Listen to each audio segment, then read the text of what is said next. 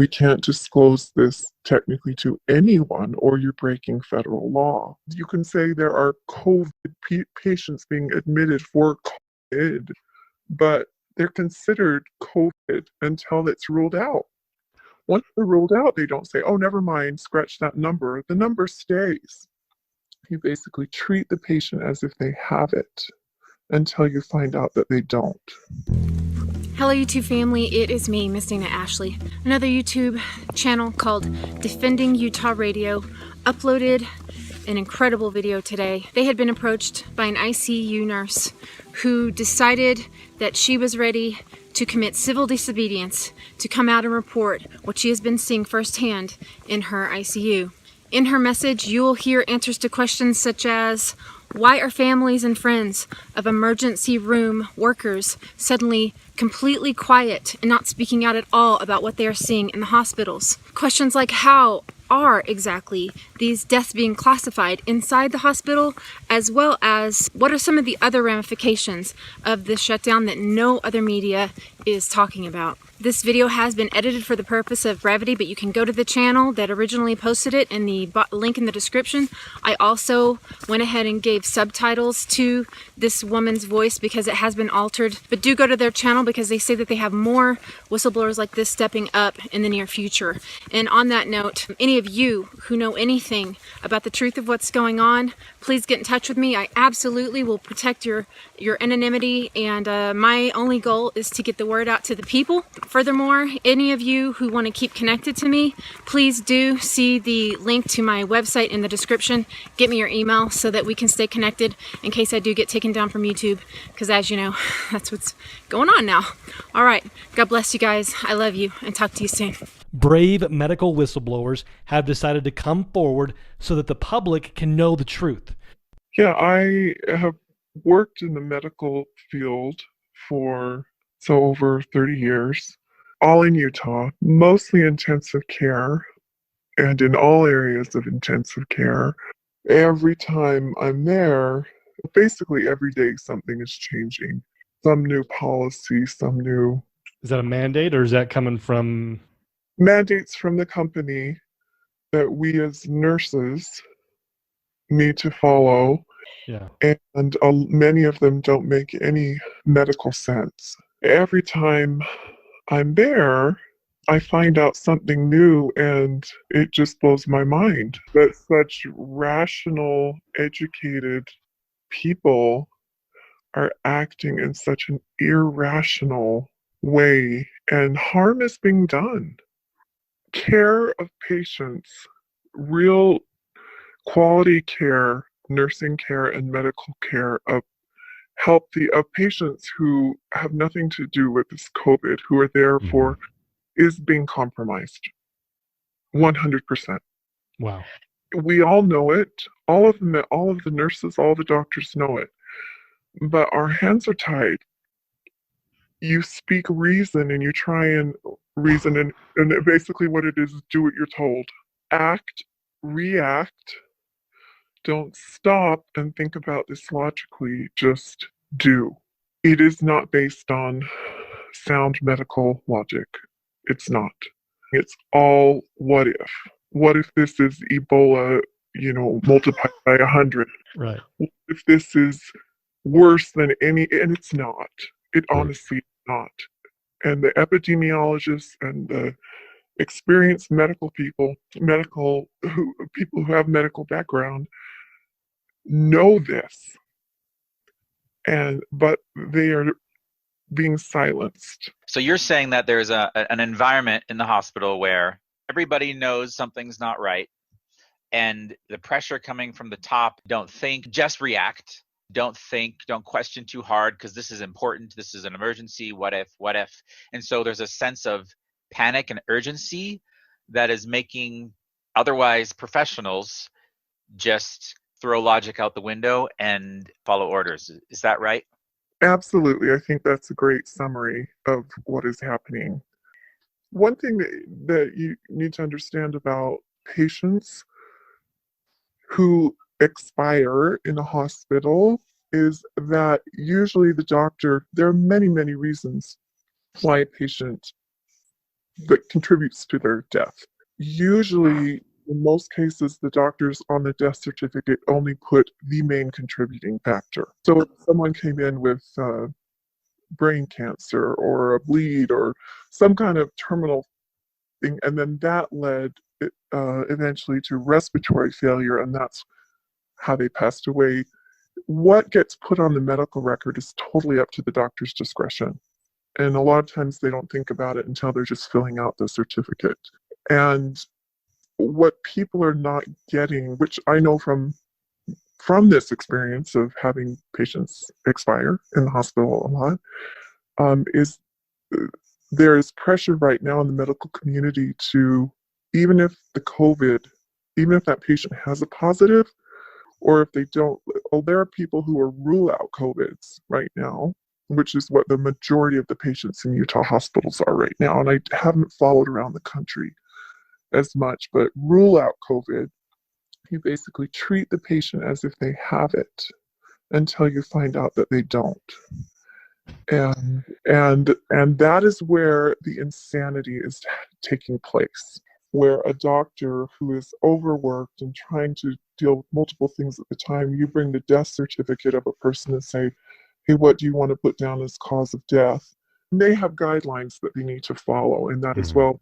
But sometimes I don't think they're doing anything, sinister with it. But I do know that there is a push, and I don't know if it's coming from administration or where it's coming from the World Health Organization, the CDC, I don't know, that if a patient dies, if they are COVID positive, you put COVID as the cause of death.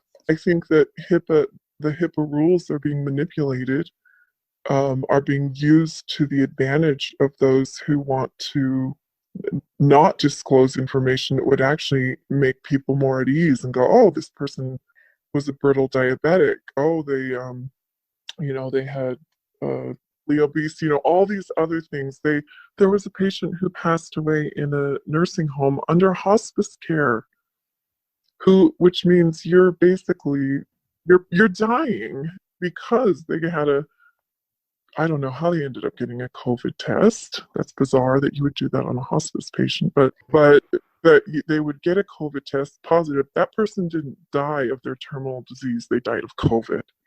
This is what is happening. This is what is happening. That's the issue, is our hands are tied. We can't disclose this information to the media. We can't disclose this technically to anyone, or you're breaking federal law. So in there lies the problem as well. And people are saying, what are the facts? You're going, well, I cannot tell you that facts because under law, I am required not to.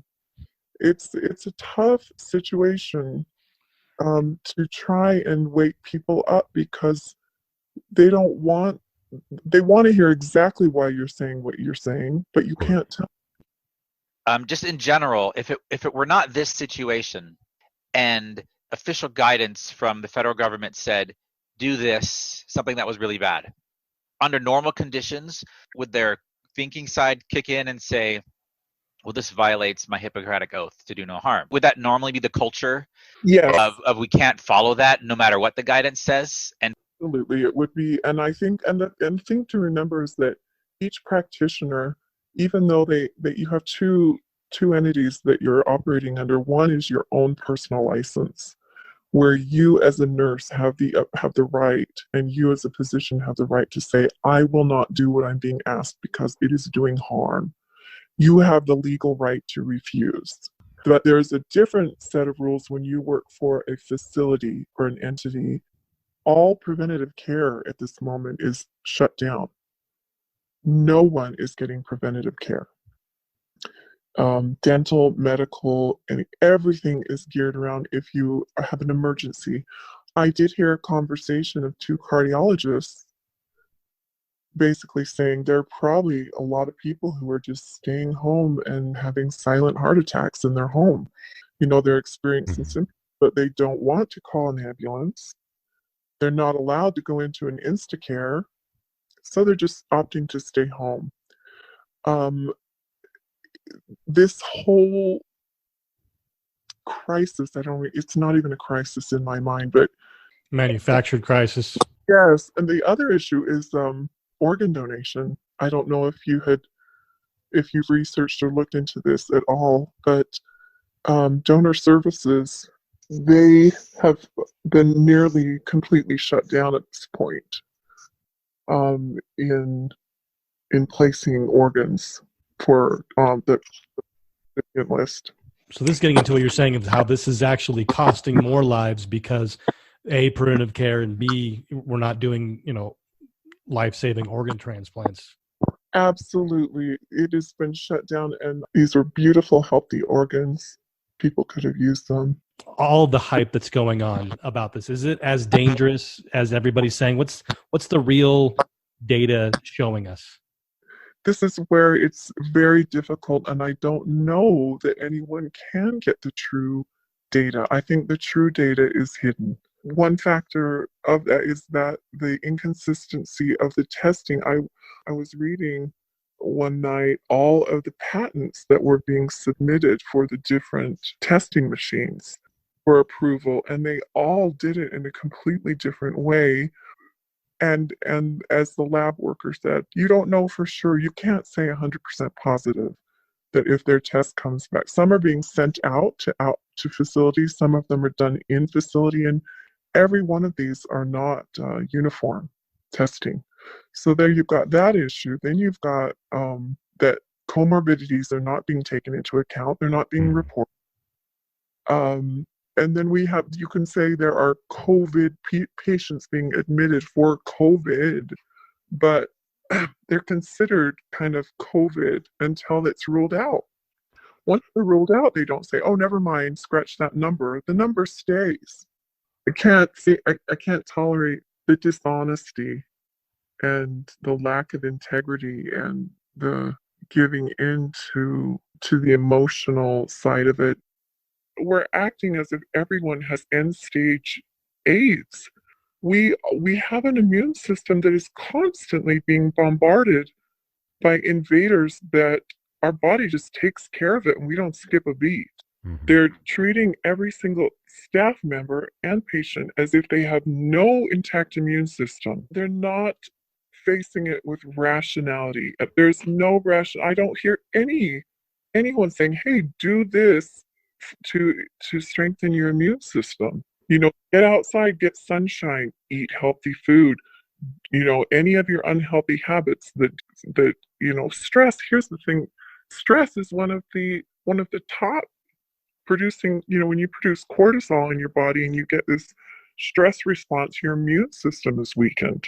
The fear, I think it's fear of the unknown.